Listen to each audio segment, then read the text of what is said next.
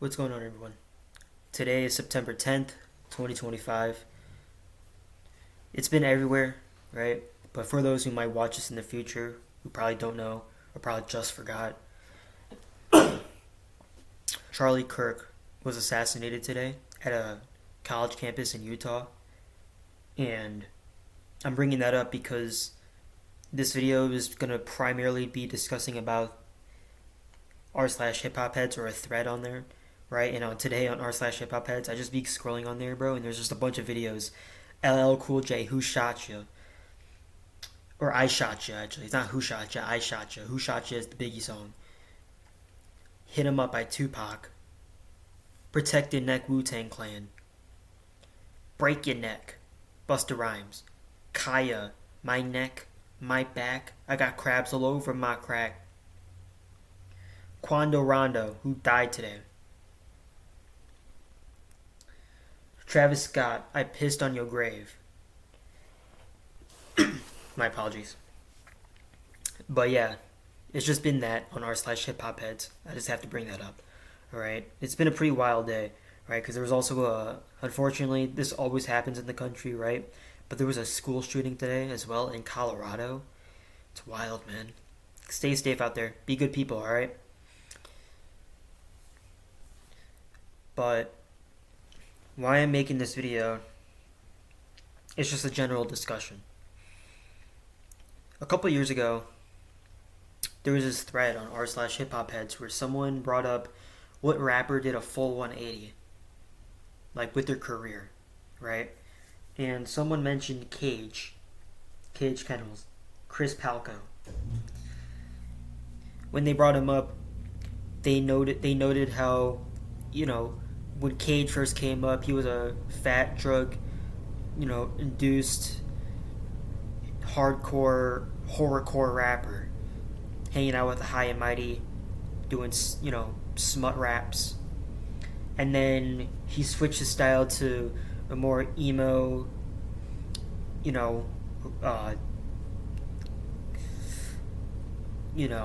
chemical romance type. Well, not chemical romance, but something more like with guitar, very guitar heavy. He was hanging out with Sean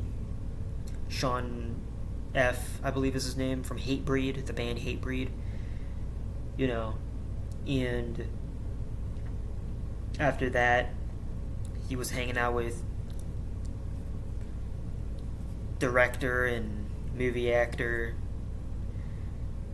Shia LaBeouf, right? Making Transformers around that time. 2009, we're talking 2010. He was hanging out with Kid Cudi as well. And then he went back to the High and Mighty, right? Well, actually, he went back and did records with Mighty Mai, the producer.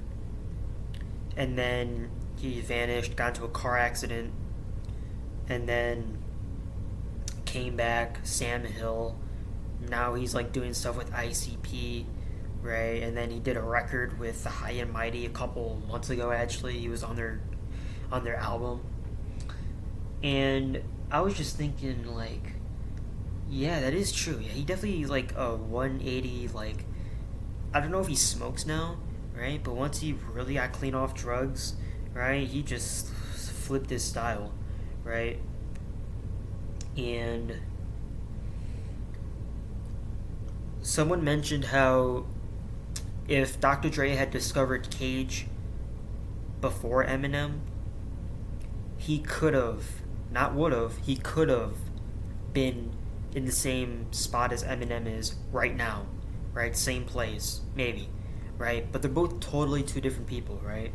This person said could have, not would have, right? If they said would have, that's more so exaggerating than anything, right? But could have, a little bit exaggerating, but you could see the potential, right? Because you could both see their styles very similar. Agent Orange, Radiohead, Slim Shady EP, Low Down Dirty, No One's Iller, Just Don't Give a F, right? And this is around 1997. The EP came out December 10th, 1997. Radiohead and Agent Orange came out months before, right? and they're both very unique. They're both good, right? I love the For Your Box, right? The Cage EP, right? With a couple songs, illest four-letter word, right? And I do love the Slim Shady EP. It's not my favorite Eminem album. Well, it's not. It's not an album. It's his EP. I think it's his only EP he's ever made, right? It's not my favorite Eminem work of art discography, right? There obviously is more. I enjoy, if anything, I think I enjoy Infinite a tad bit more than I do with the Slim Shady EP, right? Unpopular opinion maybe, right? But I think Infinite is like, yeah, man. Open Mic is my favorite song on Infinite. Who the fuck passed you the mic? Thinking you could flow? Really want to know. Who the fuck passed you the mic? Yeah, I think I was Con Artist saying that. And the Cage and Eminem are both lyrically at the time. Sure, they were somewhat similar, right? But the thing is with Cage and Eminem is Eminem. I've never been to an Eminem concert, but if you look at old videos, for example, old videos of him performing with 50 Cent in 2003 in Detroit. Even though if Eminem is not your thing, you do have to understand that this guy is a bona fide star. With the way that he can move a crowd, right? That's a very underrated thing. With a lot of the times when a musician is very big, it's because of their presence on stage, right? I know it's a little dark. You can only see one half of my face. I know, I'm sorry. But if you ever looked, right, at like Eminem performing, it's like he just has a way, right, with doing it, right? He just has like a stage presence that's just really dope, right? And, he has a way of working a crowd. He has a way of, getting the crowd hype and stuff like that, right? He's very impressive. If you've ever seen videos of him before live, right? And like I was mentioning, that's why a lot of big musicians are, big, right? Because of the way that they are. Taylor Swift, for example, right? She's a billionaire, right? I'm pretty sure she has to pay out her pocket for the stage setup. I'm just assuming, right? I could be wrong. Maybe label does that. Who knows, right? But I do know is that a lot of times I remember watching this hip hop documentary. It's a little old. I know Taylor Swift doesn't make hip hop music, but it's a little old. I think it's from 2003. They noted how I forgot who it was. I believe it was Lil Kim or something. I believe came and said how usually you pay for your. I forgot who it was. She said that you pay for your food, your clothing, and your I think your entourage as well. If you have an entourage that you bring with you, right, and then you bring on tour and stuff like that, you have them perform online, perform on stage with you. Yeah. And I was like, you know what? Yeah, right. A lot of these artists, like I believe Dr. Dre for the 2000 tour, right? Chronic 2001 in the year 2000, the Up in Smoke tour, right? Eminem, Ice Cube, Dr. Dre, D12, Snoop Dogg, Warren G, Nate Dogg, Exhibit, RBX, Dog Pound, right? I believe the Rage was it. I don't know if the Lady of Rage was on there. I think she was. I'm not sure, but and also the DOC who was there for a little bit. I don't know if he performed, but he was there for a little bit, and I'm pretty sure during the whole thing, I know for a fact because they had a big skull on stage. Have you ever seen like the videos of them performing? They have like a big skull on stage. They have a bunch of special effects, right? They have a bunch of stage effects, right? Lights,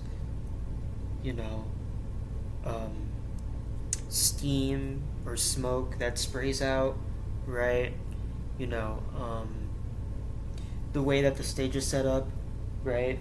Like, for a fact, right, that Dr. Dre himself, maybe his label paid for that Aftermath, which is his label, right? But it is crazy though, right? how like a lot of people like they're like, oh, I don't get how this artist is big and stuff like that. Reason why they're big is because of the way that they are on stage, right? I brought up Taylor Swift. If you've ever seen Taylor Swift perform live, I've never seen Taylor Swift perform live, right? Like in person, right? Because her tickets cost about the same as like a 2020 Ford car, right? But if you've ever seen her perform live, she has choreographed dancers, special effects, lights, smoke. She has an entourage of people going crazy in the backstage, right? You know, she does a bunch of crazy stuff herself on stage, right? And it's her aura, right? That's why she's big, right? And a lot of people seem very satisfied with the outcome of it, right? And like the outcome of her performing, right? And I'm like, you know what? That makes sense, right? There's a lot of like musicians who are like who are big, right? I'm not saying this is all the time, right? Because there's a lot of musicians that are big, but they either don't show up to their own concerts, they show up late to the concerts, or they're just flat out terrible. I have a couple of names in mind. I'm not going to mention any, but you know. With that being said, though, that's like the stage presence, though, is like what makes somebody big, right? Is the way that they perform on stage, right? I just needed to make this video. It's just a rant video. It's nothing too crazy, and yeah, this is basically it. You guys are doing good. All right, see you.